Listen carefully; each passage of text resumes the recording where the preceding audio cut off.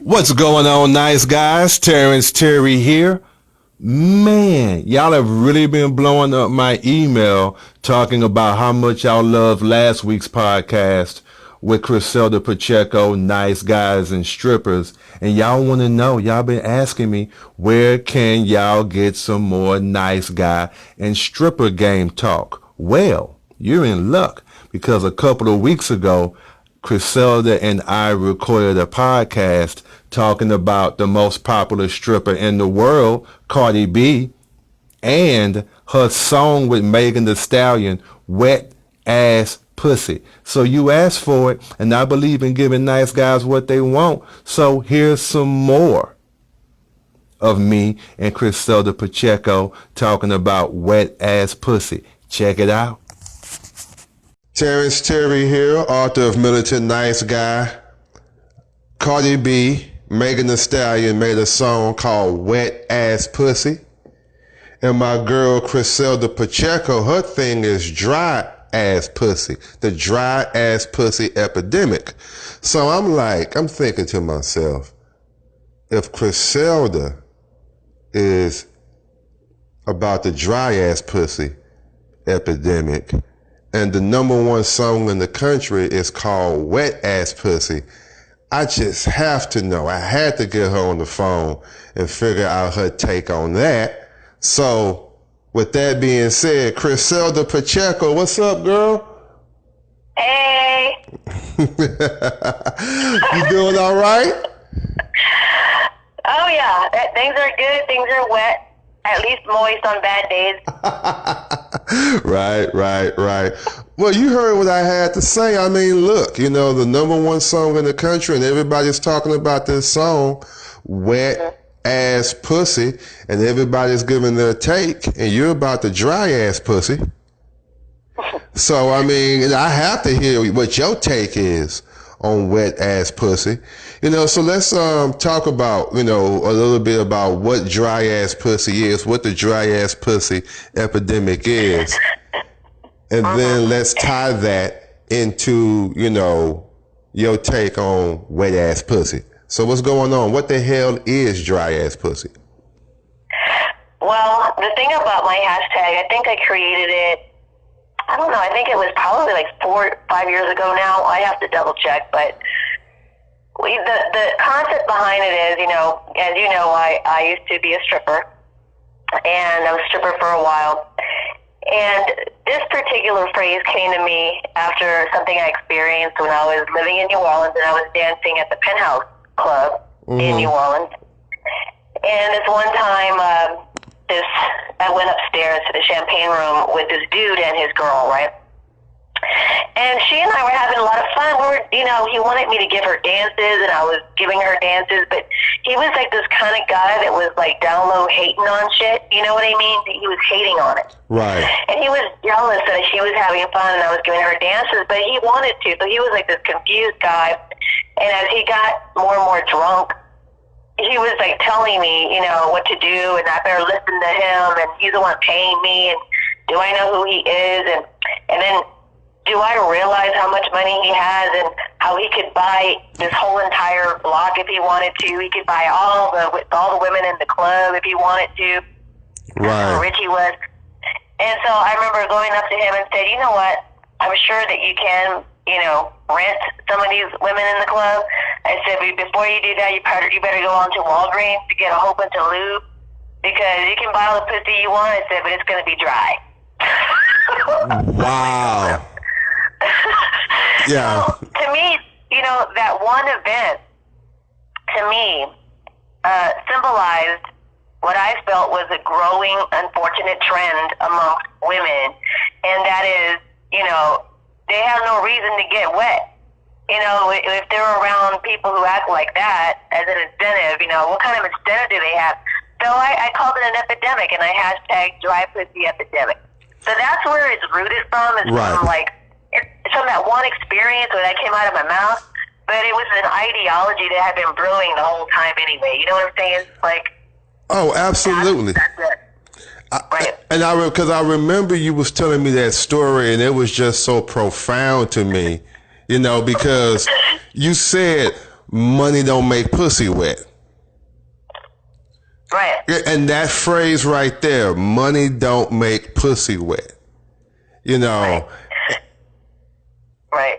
Well, that's funny because I'm sure a lot of hoes are like hearing that and saying, "Speak for yourself." But you know what? Whatever. No, I get their game. I get it. My point in saying to you that it's not money that makes the pussy wet. I'm just saying, like, sure, you know, when you have a sugar daddy or you have a man going into a club like that, or you're dating somebody with money because they have money, it's not, you know, it's not the money that makes the pussy wet. You know what I'm saying? It's, if that's what men are relying on to make the pussy wet, they're missing the mark. Right. You know, what are they doing? What if they didn't have any money? Do they know how to make pussy wet without it? You know what I mean? Right. It's kind of like observing it that way. Like, if you're lying to yourself if you think that's what's occurring, you know? Well, you know, it's funny because, you know, moving into this song, Wet Ass Pussy, right? And the problem that a lot of people have with this song, I mean, myself included, and I have a huge problem with the song and the concept behind the song because it's like, it's in the hook of the song. There's some hoes in this house. There's some hoes in this house. And whether you believe in prostitution or not, you know, that's a job. That's not who you are. Right? You know, and to think like, because that song is kind of in a way in my mind promoting money makes pussy wet. Right? This is who I am. This is my identity. Right? And it's not about the money. It's about, you know, it's, to me, I'm about the masculine and feminine polarity. Right? And that's not a feminine polarity. That's a perversion of the feminine polarity. You know, just like paying for pussy is a perversion of the masculine polarity. I'm a man because I paid for this pussy. Right? That doesn't, paying for pussy doesn't make you a man, in my opinion. Right? You know, the same way a woman thinking money makes her pussy wet is what makes you a woman. You know what I mean? And it's a distortion, because if you're distorting what it means to be a woman, then you're also distorting what it means to be a man, and it's a distortion, right? And I'm not trying to down prostitutes or anything like that, or whatever. I mean, but you know, but what Cardi B, what this song and what this concept, you know, to me, I think it distorts the feminine principle. Would you agree with that? Well, I do, but I'm real interested in what it's responding to, and that's what you and I have talked about before, you know, because you've always said, and I'm going to paraphrase, but you're always talking about, in your philosophies, right, about men and women, you're always reminding men that their woman is a reflection of them, right? If they're going to walk towards the cliff, they're going to take that woman with them. Right. Taking that woman to their death, you know, so there's an awareness there that you're asking men to cultivate, right? Which is like, look, man, if she's crazy, it must be because you're crazy. Right. I always say, yeah. You know? I always say that. I say, like, you know, 7 times out of 10, if a woman is crazy, it's your fault. So, yeah. Right. So, I mean, I guess what I'm saying here is what we are watching and witnessing, in particular with Cardi B in general, right? And like just the way that she is in general, and then specifically the song. I mean, what we're watching is she's like the cause and effect. She's the response to all. I guess there must be a lot of men thinking, you know, that money makes pussy wet, right? Right. Because they're out there doing this, and I say that kind of in jest, but I mean it because I've seen it in firsthand for 17 years. You know, the strip club and I was a sugar baby for a little while too. I've seen it in the sugar daddies, you know what I mean? Like, I've seen it in all these spaces where men sort of bypass a lot of work because they think they can, they don't have to do any of that work because their money can do it all for them, right? Mm-hmm. And so this is what happened. You know, this is gonna promote a culture of women who are going to respond, whether they're doing it consciously or unconsciously, to that dysfunctional masculine. They're going to, they're going to mirror that back, and they're going to respond in their dysfunctional feminine. And this is what I see, and this is kind of it's like a cause and effect. It's the law of nature, right? One thing happens, there's going to be a response to it in direct proportion, and to me, that's what has happened. And what we're watching happening with the rise of the hoe culture, you know? Right. Yeah. Right. There's definitely a rise of the horror culture, right? But and I do think because you got the, I mean, I'm making this phrase up on the spot, but the rise of the quote unquote pimp culture, or the money culture, or I got money, money rules my life and define me culture. If the money defines the men, then, and if you're a man, it has to define the woman. Come here, you should be with me because I have a lot of money, right? Because I'm an alpha male and I make a lot of cash and I can spend this money on you. And that money over everything has commoditized, femininity. If we think we can buy pussy, if you're buying pussy in your head, you're turning pussy into a commodity, and in your head, you're turning yourself into a trick, and you're turning this woman into a hoe, right? Right. And the problem that I'm having with this song and this concept is I'm telling the woman to stop. You know what I mean? I'm telling her to say, hey, don't do that. Right? And I'm sincere with it. Not because I hate women, but because I love women. I'm Terrence Terry, the militant nice guy. Right? With the YouTube channel, Nice Guy Game. Check it out at YouTube. Go to YouTube, type in Nice Guy Game, and you'll get me. Right? But right on. I'm doing this because I love women. It's not I want you to stop because I'm trying to oppress you. And a lot of guys in that same vein. I mean, some people are hating. Some people are trying to oppress or repress or keep down. But I'm like, no, because if you treat yourself as a hoe or your pussy as a commodity, then you're turning me into a trick. You know what I'm saying? And that's what Cardi B and Megan and these people who are making these songs are turning these men into. Right? And that's what I'm railing against. I'm like, no, man, this is not, you're better than this. Right? Well, you know what? So is he. Again, I'm going to go back to, Right. Cardi B is not trying to turn nobody into a trick. The tricks already existed. All she's doing is revealing that these dudes have been tricks the whole time. Okay. Right. It's just kind of like, you and I've talked about also that, the work I do a lot with women and helping them,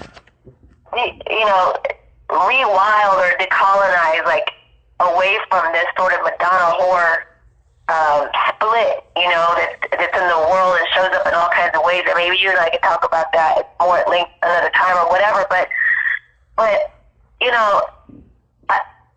don't think Cardi B is trying to promote whoredom. I think she's revealing that it's always been there, and it's reaching a peak right now because commoditization and capitalism by itself has reached peak capitalism in a way where it's like becoming a deformed version of itself, right? In general. And so, I mean, the woman has always been commoditized. Back in the day when she had a dowry, they had to pick the right woman to marry into the right family and so on. Money had a lot to do with it. I don't know if you ever heard of this woman or not. I think you and I have talked about her. I mentioned her to you. Her name is Veronica Franco, and there's a movie that's based off of her life called Dangerous Beauty. Mm-hmm. I don't know if you've seen it or heard of it. But anyway, it's a movie about the prostitutes in what's that place in Italy with the water? Venice. Venice, Italy. Okay. So anyway, it was the story about how back in the day, you were either a woman who came from a family with money, which would ensure that you marry into a family with money, and all you had to do was have children. But you were not allowed to learn to read, to write, to like have any sort of education at all about the way the world worked. Your job was just to bear children for the husband and be taken care of as a result. Right? You don't have to worry about being casted out into the fringes of society because you were in the warm, loving arms of, this patriarchal culture, right? In a lot of ways, that's what that was. So you either have to choose. If you had the money, then you could do that. Or if you didn't have the money, a lot of women, what they did was they went into prostitution and they became the prostitutes, right? So they were able to learn to read and write and learn how to play an instrument, learn how to be an artist of some sort, because it was their job to entertain these powerful men, right? Right. So you have the Madonna mother at home who was illiterate, but came from money, and then you had the whore outside of the home who didn't come from money, but she has an education and she's entertaining these same men. So even though that's a story of 15th century, Italy, right before the Spanish Inquisition, we still see that happening and playing out now in our postmodern society with women. They have to choose one route or the other. I mean, there's a spectrum. There's a lot of nuance there, you know what I mean, that I'm talking about. But in general, you know what I'm saying, right? So what's going on is Cardi B is like a sacred clown, sort of mirroring this to everybody and showing us in a mocking, she's kind of mocking it. Whether she knows she's doing it or not, I don't think she knows she's doing it, right? I think she's just being herself, but she's exposing what has always been there, When you say sacred clown, what do you mean sacred clown? Well, so, the sacred clown in Native American society and culture, and this plays out in different ways, right, depending on all the different tribes and history and so on. But in general, the sacred clown is the trickster. Right, so whenever there's something whenever something serious going on, like a ceremony that's supposed to be sacred and serious, the sacred clown shows up in the middle and just causes havoc and wreaks havoc, and it sort of mocks the pretentious nature of things sometimes, and it serves like as a mirror to us about who we are in our shadow. You know what I mean? Mm-hmm. Like all the things we've denied about ourselves and our nature. In a lot of ways, Cardi B is not just showing us this whole archetype is real and has always been there. She's just showing that it's reached its peak. She's also a clown. You know what I mean? Right. She's doing it in a way that's very clownish. So I see her as some kind of really deep spiritual expression of everything we've suppressed and that we've been ashamed of and don't want to admit or look at. But it's been going on the whole time behind the scenes. You know what I mean? It's been exploited behind the scenes. So she's rising now out from behind the scenes and saying, "Fuck that! I'm gonna be seen. You're gonna look at me now." There's a lot of symbolism to me going on there with her. So she's. I do think she's a clown, but. Well, yeah. She is a clown. She is a clown. I'm not denying that. I'm not denying that. But it's like somebody's going to be Cardi B. We talked about that. Somebody is going to be Cardi B. If it's not her, it's going to be somebody else. Because that wants to express itself. That's why she's here. It's bound to happen.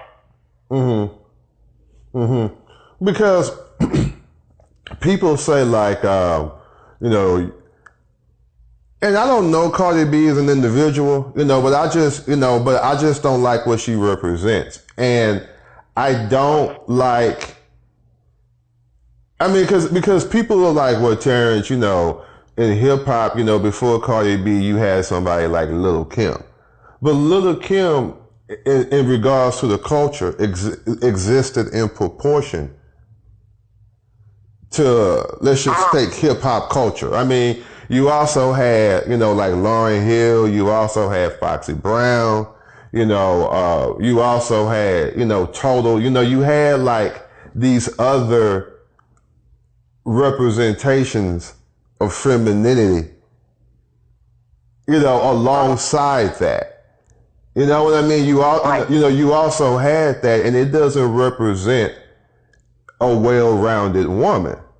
You know, I mean, like get your money. You know, it's like, you know, if you look at hip hop the other way, I mean, like back in the early '90s, late '80s, you know, you had the thug element, you know, with you know, NWA, but you also had Public Enemy, you also had Kid and Play, you had MC Hammer, you had Tribe Called Quest. You know, it was a well-rounded experience you know, of hip hop, right? And so, yeah, you had Lil' Kim back in the day, but that was only part of what it meant to be a woman. And it's not, you know, and now it just seems like I don't know, things are out of proportion, or maybe I'm wrong. You know, because go ahead. Well, no, I was going to say was that, I mean, for how long have men been rapping about, you know, hoes and bitches and you know, and all this shit, and pimping women, right? So how long have they been, you know, doing that? But it's just so normalized. You know what I'm saying? Right. If you have it's so normalized. Right. Go ahead. No, I mean, like, if you could, because if you know, just kind of picking on hip hop, you know, if you got, you know, a super badass pimp motherfucker, if that rises to the forefront, then what has to also rise to the forefront? A super badass hoe. Right. You know, so. You know, right. You know, it's the cause and effect. Right. It's the cause and effect that you're talking about. I see what, you know, because I have said before, like in hip hop, you know, because I'm old school hip hop, I'm 90s, you know, I'm a well-rounded hip hop, because I can't relate to this new stuff because everybody is a super pimp. You know what I mean? Like Jodeci, you know, even though they were the bad boys of R&B, you know, and even though they had a hip hop persona, a lot of their songs, like Forever My Lady, it goes, it's been so long since I touched a lady. I mean, I can relate to that. But this super get money, you know what I'm saying? Get money. Everyone's rich. Every rapper's girl got a girlfriend. You know, everybody's balling out of control. You know, everybody's a pimp. Not just pimping, but super pimp. Never take no losses. Right? What is that going to create? You know, you know, and they're taking no losses to a cartoon proportion. Right? Exactly. I mean, eventually we become the very thing that we were mocking. You know, we're saying like, this is what's happening. Like, this is what I'm saying is looking at this from a symbolic point of view, from symbolism, like a deeper look at it, not just like on the surface where we're like, oh, this shit is all culture is a representation of what's going on in our mind. You know, back in the 90s too, I mean, I know you can still get porn, but you can't get it like you can now, you know? Right. And it's like that has a direct effect on people's minds, that you can just go and type in, I'm going to check out some midget ass, you know what I'm saying? Like anything you want.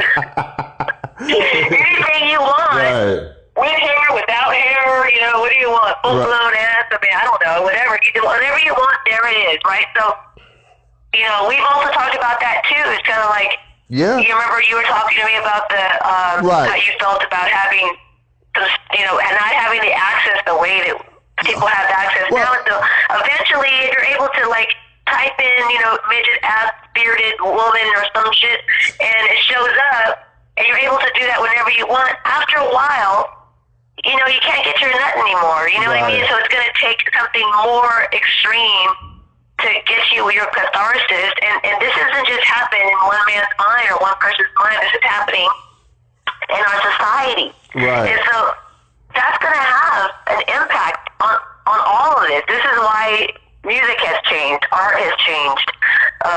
People's behaviors and mental illnesses or mental health has changed. It's all connected, You're to right. me, it's all connected. Well, it's funny, me going back to the porn. I was talking to my friend, he's my age, and I was saying how back in the days on Cinemax, they used to have like on cable or Showtime, you couldn't, at late at night, they would have a bunch of static on the porn channel or whatever. And you would just watch it and hoping you can catch a titty. And you go, like, come on, titty. And the titty pops up. And I was happy. I was happy. Oh, I got that titty. I'm happy. Or like we used to have porn in magazines, right? And you would have to sneak and get the magazine and sneak and look at the porn or whatever, and now I come across porn by accident. I could be at work, go surfing the web at work, and the titty pop up. I'm like, whoa! I didn't ask for this titty. I didn't need this titty in my life. So, and so now people springing the titty on me, right? But what it does is it desensitizes me to the titty. And when you get all this porn, how did I go from being happy with one titty to now I need to see, gang bang bras or whatever. Like, man, she only sucking 2 dicks? Come on, man. I need more. You know what I'm saying? I need, whatever. It's like, or whatever your preference is. It's like, man.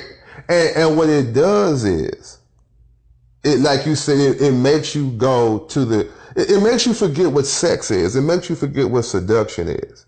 And this is a problem that I'm having is like, there's so much more to femininity,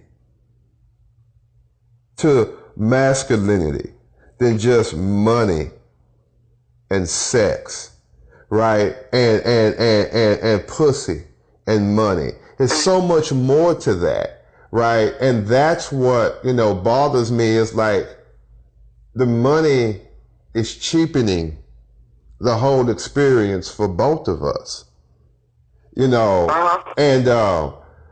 like I said, I'm Terry Militant Nice Guy, Nice Guy Game at YouTube, the problem that I have with, and a lot of nice guys have with this culture that you're talking about is that a lot of women don't know how to deal with a nice guy, with true masculinity. Right? If I go up to Cardi B and give her a rose, I don't think that she'll know how to handle that because she's all about money, money, money. Right? And it's like, when we as nice guys, it's almost like, and that's what I'm trying to do is like show like, hey, you're so much more than this. And I'm not trying to oppress you. I'm trying to free you. I'm trying to, and freedom looks weird to people who have been oppressed. Right? And that's what I think a lot of this pushback is. I want to be nice to you. I want to do nice things to you. And Cardi B represents the archetype of people who are endorsing that. Not that individual Cardi B, right? But what she represents. I want to show you how special and amazing I think you are. Because if you accept what I'm telling you, and then it validates me, and I can validate you, and we can, and we can do this together, right? And that's a lot of the pushback in my mind. Not all the guys, not all the people. Some people are like, hate. But this is coming from somebody who's older, seen the game, loves women, not ashamed to admit my love for women, and not ashamed of being a nice guy or whatever, and that's my mission and goal in talking about this and having this conversation, so that I can understand you can understand a little bit of where I'm coming from, and we can have this conversation on a higher level and not just fuck you, fuck you, fuck you, but just have a mature dialogue about what this means and how this affects us, Right. And, the thing about, we're all products of our environment. You know what I mean? We are. It takes this whole mythology of leaving the house, leaving the family home, going out into the world to see who you are as an individual. But, as people of color and black people, I'm a minority woman, right? So, a lot of times we're grouped. So it takes us longer to reach our individual self. You know what I mean? Because we have to pass through all these spaces.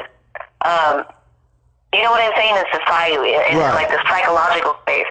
And so, when I think about Cardi B, as a black woman, she is a product of her environment in New York. She did what she had to do to survive and to pursue what she felt deeply was her calling. And so she did. And what we have now is a product of she's showing us what that environment looks like. And I can tell you that as a minority woman myself, having been a dancer or stripper for like 17 years, I was doing that in San Francisco and Austin and New Orleans and Las Vegas and Houston. And those are the places I danced before. And I can promise you and tell you that every year that passed, when I was a stripper, I noticed every year that passed, it felt like to me things were getting worse, and they were indeed getting worse for strippers. And what I mean by that is the dance fees were going up. Right. Men were expecting or wanting more for us to allow them to do more to our bodies for even less money than before. Now, technically, that's not a place. The strip club is not a place, where you should prostitute. But now it's turned into that place on the down low, Right. And what women do for a small amount of money is outlandish. I would have never imagined that, 10 years ago when I started. So every year it was getting worse, where it felt like you're asking, the you out there, men in general, it felt like they were asking for more, but giving back less and less. It was happening on a slow way every year, you know what I mean? So finally one day you realize, oh shit, I've been getting fucked over for 5 years, and this used to be this way, and now it's suddenly shit, Right. And I think that represents. I've always told you that the world's a strip club. I've always said that to you, and that the strip club represents what's going on in the world. It's not in isolation. It's not like all these things only happen in the strip club. No. That place shows you who people really are. It shows you who society really is and what's going on, where it's sick. You know what I mean, in particular. And I started to notice that. So to me, what is happening with this rise of the hoe culture is the hoe's just tired of getting hoed out. She's going to become her own pimp and her own hoe. She's going to go ahead and show up and just say, hey, here I am. This is what you always wanted anyway, isn't it? This is what you like anyway, right? You told me that all the time. You don't say that when the sun's out, but you say it at night.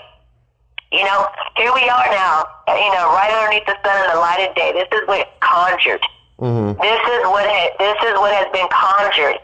It can no longer remain hidden because it's just grown too much. And so to me, Cardi B represents, she's showing us the culture that she's a part of. She's showing us what she's been taught is valuable by men, right. too. Right. So there has to be responsibility, right? We have to hold men accountable. And I'm not saying that she's a victim and we should feel sorry for her and that women should remain in victim roles, because that's not what I'm about, Absolutely.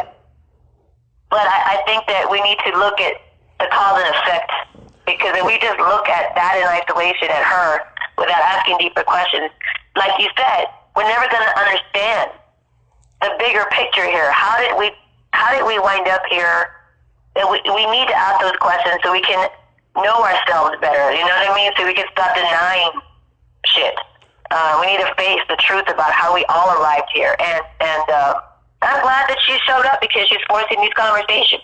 You know? Right. Well, you know, I mean, I think this has been a great call. I think we've covered a lot. Right. You know, and I'm glad we had this conversation. Yeah, me too. I'm Terrence Terry, Militant Nice Guy. Check out my site, get the book, Militant Nice Guy, at militantniceguy.com. Check out the YouTube channel, Nice Guy Game on YouTube. Chriselda, close this thing out, please. Well, I'm just happy that dry fish epidemic is getting some spit shine, and it looks like Cardi B's the one spitting. So. All right. And we're done. Whoa, wait. Before we go, Chriselda, you didn't tell the people how they can reach you and your contact information and what's up with you. You know, let them know. Yeah, no worries. Thank you. You can check out my website. I have two of them, ChriseldaPacheco.com, and I'm sure that Terrence can put the link there so you'll know how to spell the name, ChriseldaPacheco.com.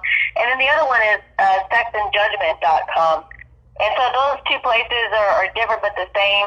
One of them is, really working on helping women who are interested in learning to deprogram themselves out of their victimhood, just show up in the world with more awareness and confidence. And Sex and Judgment is just a funny, I think, cool trickster version of my own philosophy. So check them out. That's where you can reach me. Cool. Well, now I think we can say, I think we're done, and let's close this out and talk to y'all next time. Yeah. Bye.